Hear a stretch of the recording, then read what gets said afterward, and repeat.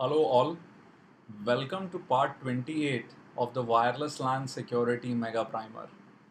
So it's been a long break of around a month. I was traveling quite a lot and the schedule was very busy, because of which there could be no new videos.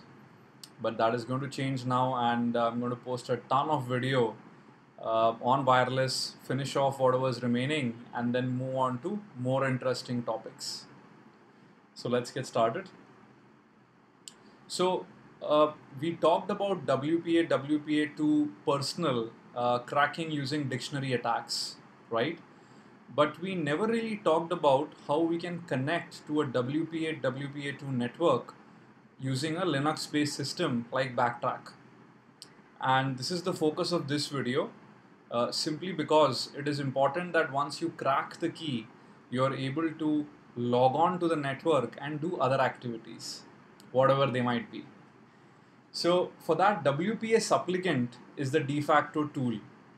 I understand that all Linuxes probably ship with your own GUI utility to connect to WPA and other networks, but I personally prefer WPA supplicant from a purely hacker's mentality.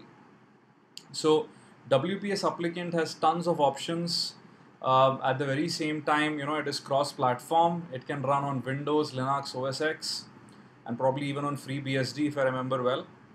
And at the very same time, it allows you to better understand the process of connecting to WPA networks, which is very important from a hacker's perspective.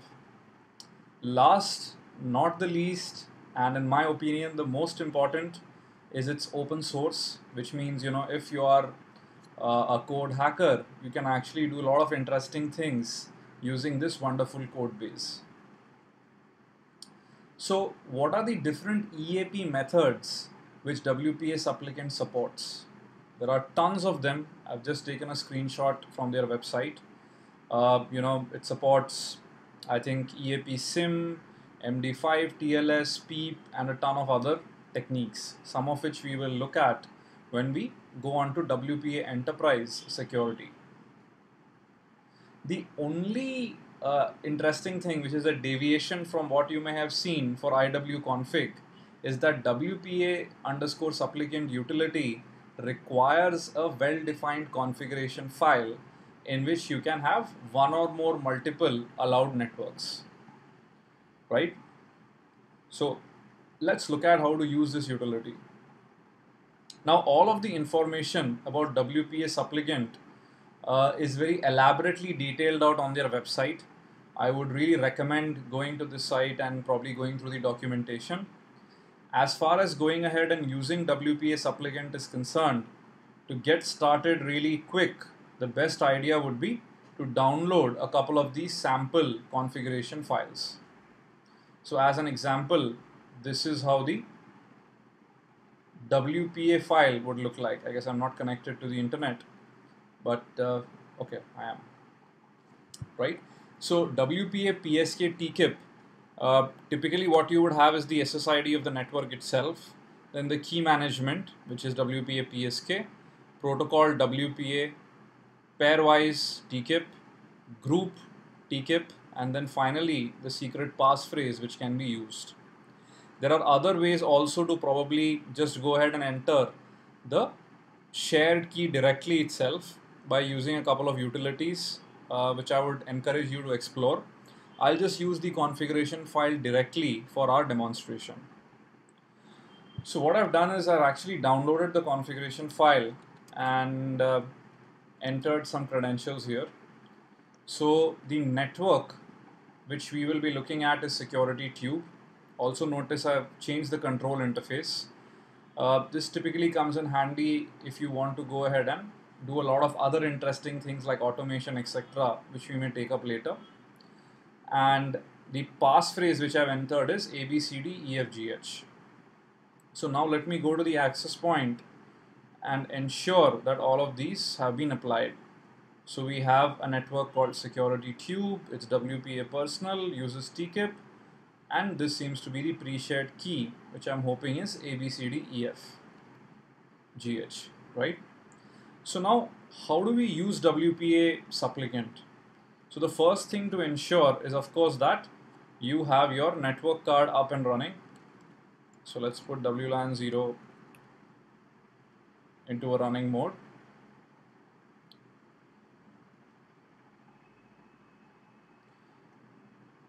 As always, this takes a little bit of more time.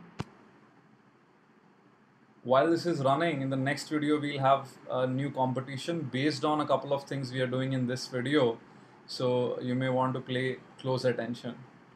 Now, the WPA supplicant utility has tons of options, right? The important ones include the driver to be used. In our case, we will typically use the WX or Linux wireless extensions, which is the generic Linux driver available. And along with that, we need to mention an interface, which in our case is WLAN 0, and finally the configuration file. So this is the minimum set of options you need to feed this tool. So let's go ahead and do this. The configuration file which we will use is the one we created locally, wpa-psk.conf, which we just saw. And then let's allow the tool to run. So the first thing it actually does, it's going to scan the air, figure out there is actually an access point which is there, and it's found out that security tube has the following MAC address or DSS ID as we know. It's associated, and finally the key negotiation has been completed, right? Because we had the correct passphrase. Now, what would have happened if we had the wrong passphrase as an example? Right, so probably instead of this, let's just add something else in the end, one extra, and then go through this whole process once again. And of course, I mean, there are no surprises.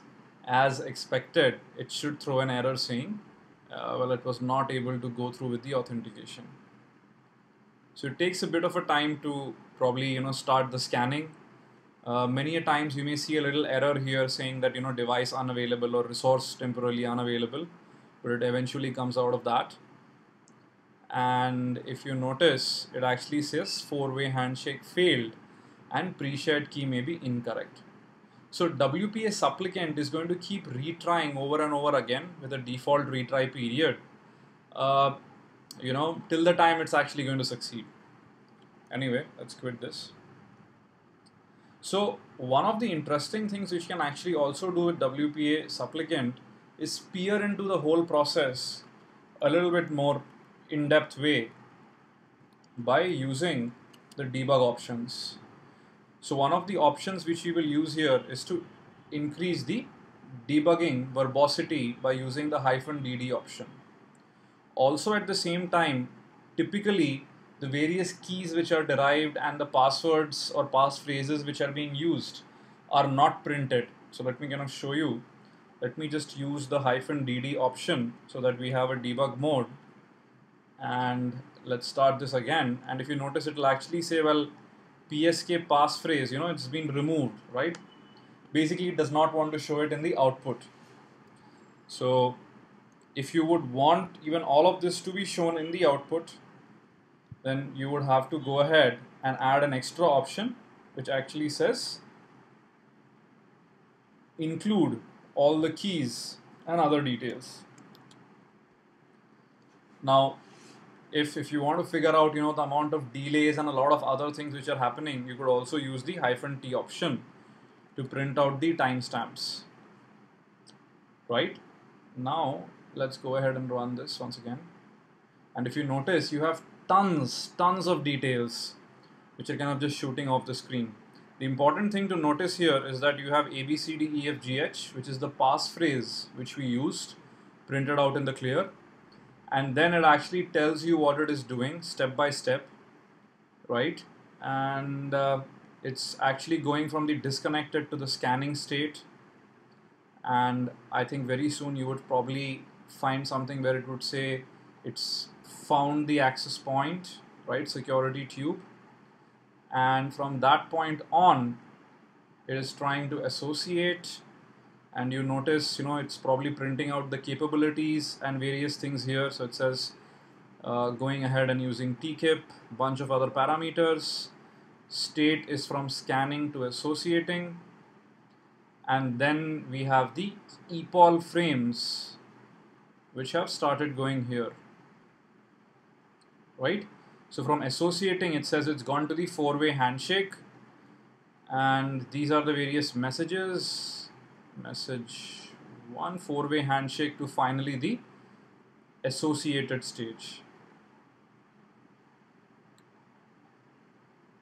right? And then you have a bunch of other dumps which you can go through. I guess various keys which have been derived are also being printed. And for example, here if you notice, it actually says installing PTK, or the pairwise transient key, to the driver, simply because you would want all the encryption decryption to happen at the driver level itself on the card, so that most of it is handled in hardware. And well, I mean, you can just kind of go overboard understanding each and every step and process with this huge amount of dump, right? And as you can say, finally it says authenticated, authentication completely succeeded, which means we are connected to the access point. Now, just like in a normal case, we could actually go ahead and get a DHCP address on the WLAN 0 interface if the access point we are connected to offers DHCP, which it does, or looks like it should. Let's see. Right, and we have gotten a DHCP address, which we had gotten previously as well, and now we could very easily go and hit the gateway, right, which is the access point. So this is how we can actually use the WPA supplicant utility to go ahead and connect to a WPA network on Linux, and then understand the entire process and do a variety of other things, right? So I would really encourage you to play around with this tool, and a lot of times many of this information can come in very, very handy. So for example, let's say you want to figure out what is the PTK which is finally installed. This would give you some information about what the PTK is. You could even tweak the code to do tons of other interesting things, or you can even write interesting tools scripting over the core WPA supplicant utility, right?